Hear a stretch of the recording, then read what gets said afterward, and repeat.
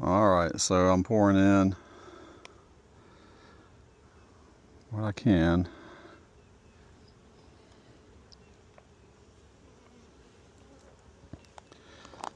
This is the, it's almost a full 2 liters, 4 bags. Actually quite a bit left in some of these bags. So what I've done, I just kind of funnel it into this other jar. Alright, and I'll do this. And so I have to watch where I step now, since the cows have free reign to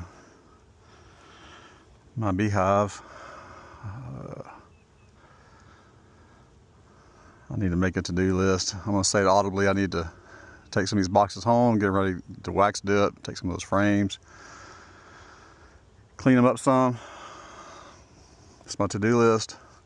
Got a treat for hive, or not hive beetles, but Norroa mites. Once that new shipment comes in, I'm going to treat this hive and this hive with a full treatment. And what else? So this will hold this.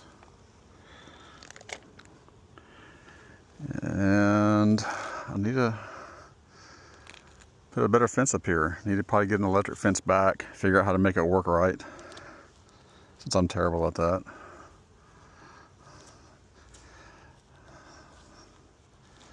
Last time I put an electric fence up here, the guys bush hogging here came and tore it down with their bush hog.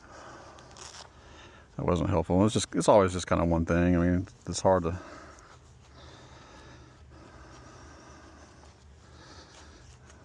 You know, maybe I'll figure something out.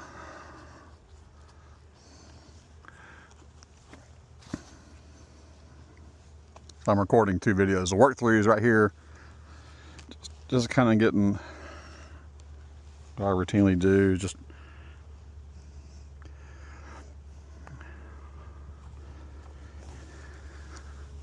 all right. Let's turn these guys around. All right, there's pollen going in.